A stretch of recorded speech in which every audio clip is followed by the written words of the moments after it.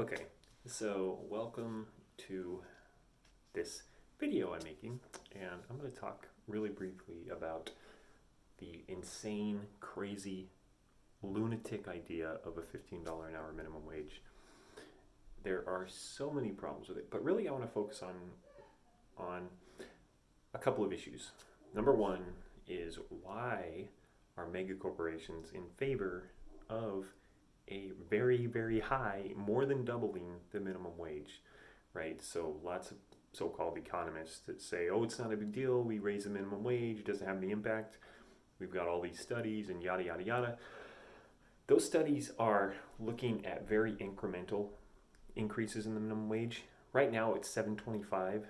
Double that would be $14.50.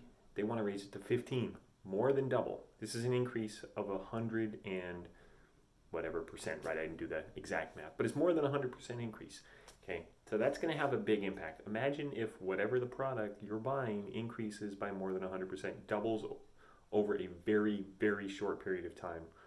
Okay, what are you going to do? You're going to buy a lot less of it. You're going to find substitutes.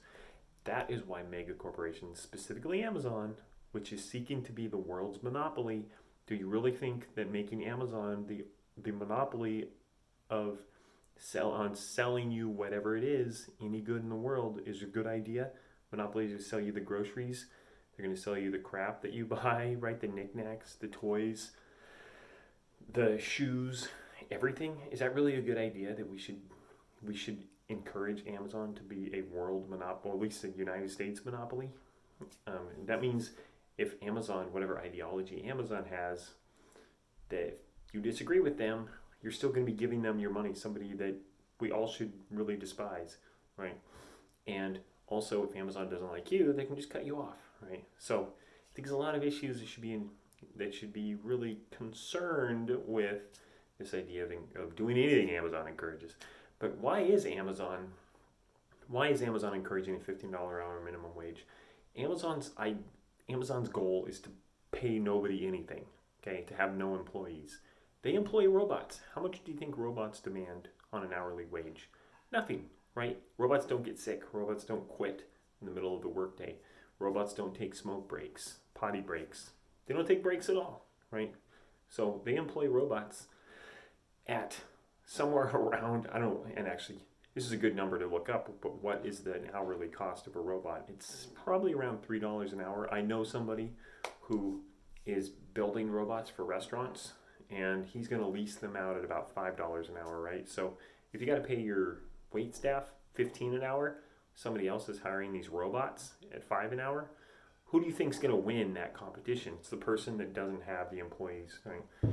So number two, and I think that's really the big key, though, going back to this, just really sticking on this, is Amazon really wants $15 an hour minimum wage because they know it's going to destroy their competition, okay?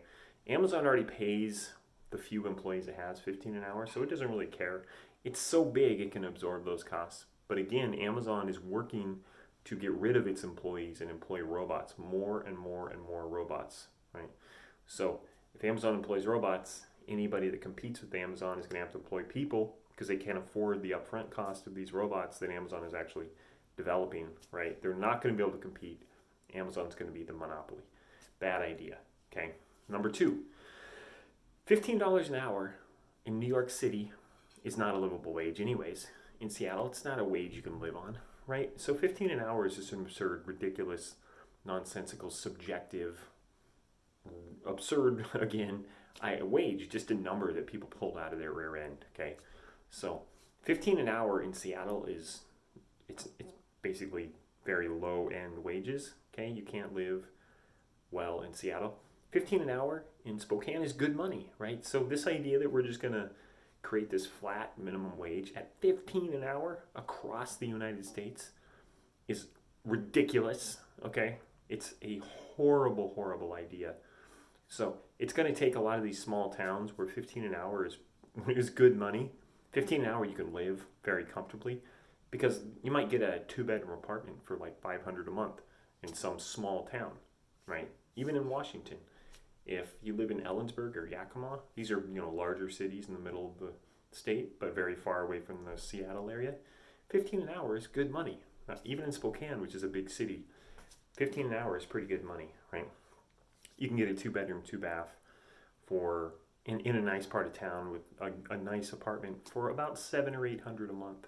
Okay, so 15 an hour at 40 hours a week gets you $600 a week, right? So 1 week's pre-tax wages can get you a nice apartment, right?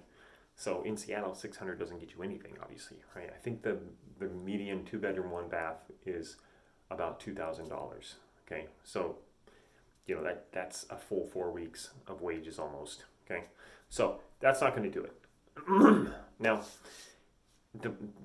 what that means is that these small towns, and this is what I think is the driving purpose for many people, is to get rid of these small towns and move people into the big city. Okay, so small town life, small town mentality is very different than big city life mentality, right? And if you can eliminate these small towns, you can really drive people towards the big city, and that means getting more people and kind of living in the world that some people want them to. The people that are pushing the 15 an hour minimum wage are also big city folk, if you will, and they like the big city mentality and all the things that go along with it, right? And they don't like small towns. Okay? They don't like the fact that a lot of small towns exist.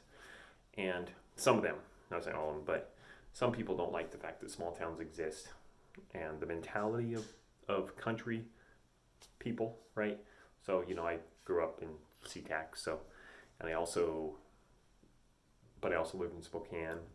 I lived in New York, lived in San Diego, okay? So this idea, this 15 an hour wage is going to eliminate a lot of these small towns because they cannot afford, in a place where rent is $500 a month, $400 a month or less, they can't afford paying people 15 an hour when the wages are $7.25, and $7.25 is plenty of money to get by. Okay, so those are just two big of the many issues with the 15 an hour minimum wage, right? The fact that it's going to mean layoffs even in big cities where the current prevailing wage is something under 15. Right? How about if you're making 16 an hour right now and the guy next to you who just got hired is making 10 and suddenly he gets moved up to 15? You're going to be happy with 16? No, of course not, right? So this is not everybody under 15 goes to 15 and that's it. This means people making 20 are going to demand. People making 30 an hour are going to demand more money, right? So why wouldn't they? Again, if you're making 15 today and you've been there 3 years and you worked your way up to 15, you're say a manager or something, and your employees are making 10 an hour and suddenly 15 is the minimum, they move up to 15. You're making 15 with responsibilities, they're making 15 with no responsibilities. Do you think you're going to be okay with that? No, clearly not, right? I've been here 3 years. I'm not going to sit around and have this guy who's I'm supposed to be managing, he's making just as much as me. I want 20, right? So you're going to demand more money.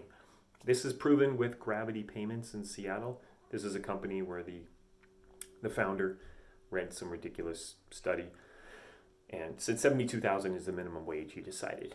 And everybody in the business, 20th Century Motor Company, okay? It's basically the exact same thing that Ayn Rand wrote about on 20th Century Motor Company, that within that story, everybody in the company cheered the idea they're going to pay from ability to need, right? And so Gravity Payments, everybody cheered when he announced $72,000 a year is going to be the minimum.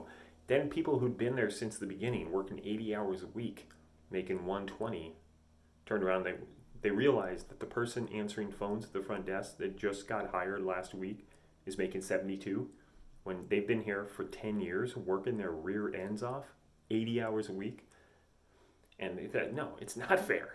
It's not fair, right? So this 15 an hour is just a completely ridiculous idea. And again, this is something I've never heard anybody else talk about. But the fact is, it's not everybody goes from whatever they're making now up to 15 and that's it, right? No, you're going to have to push everybody. The entire scale is going to have to be moved up because people are not going to be happy making the same amount of money as the guy that just got hired last week. Okay, so those are just a couple of quick things. And we'll talk more about it later, but I did want to just nail it because it's really annoying.